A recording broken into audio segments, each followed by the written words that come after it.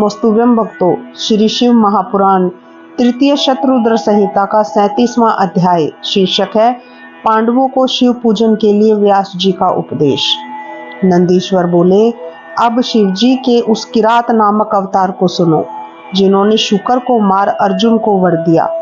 जब श्रेष्ठ पांडवों को दुर्योधन ने जुए में हरा दिया तो वे अपनी साध्वी द्रौपदी को साथ ले द्वैत्य वन में जाकर अपना जीवन सुख पूर्वक व्यतीत करने लगे।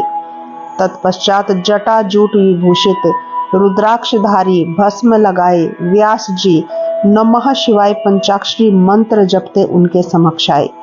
व्यास जी को देखकर पांडवों ने खड़े होकर उनकी बहुत आराधना की और कुशा के आसन पर बिठा विविध प्रकार से उनका पूजन किया। पांडवों ने व्यास जी से निवेदन कर उनसे ऐसे उपदेश की याचना की जिसमें उनका कष्ट शीघ्र ही दूर हो जावे। उस पर महामुनि व्यास जी ने प्रसन्न होकर कहा, हे पांडवों, तुम कष्ट के योग्य नहीं हो।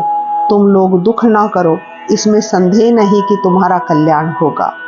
इस प्रकार जब व्यास जी ने युधिष्ठिर आदि पांडवों को प्रसन्न किया तो पांडवों ने कहा, हे नाथ, यह तो आपने सत्य ही कहा है, क्योंकि वे दुरात्मा तो हमको यहाँ वन में भी निरंतर कष्ट ही पहुंचाया करते हैं।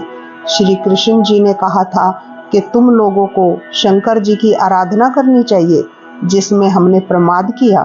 अतएव अब आप हमें उस मार्ग का उपदेश कीजिए।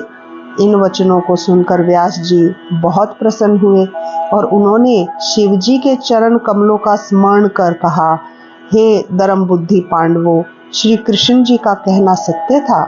मैं स्वयं भी शिव जी का आराधक हूँ। तुम लोग बड़े प्रेम से शिव जी का सेवन करो। तत्पश्चात उन पांडवों ने अर्जुन को योग्य जान व्यास जी ने शिव जी के आराधना के लिए उसे इंद्र संबंधिनी विद्या का उपदेश कर पार्थिव पूजन का विधान बतलाया। अर्जुन इंद्र कील पर्वत के निकट गंगा जी के तट पर तप करने चले गए।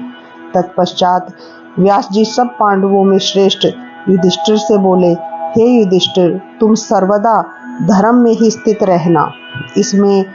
इससे निसंदेह तुम सर्वश्रेष्ठ सिद्धि को प्राप्त करोगे। ऐसा कहकर व्यास जी शिव जी के चरणों का ध्यान करते हुए अदृश्य हो गए। इस प्रकार श्री शिव महापुराण तृतीय शत्रुद्र संहिता का 37वां अध्याय समाप्त होता है। श्री शिवाय नमोस्तुभ्यं भक्तों।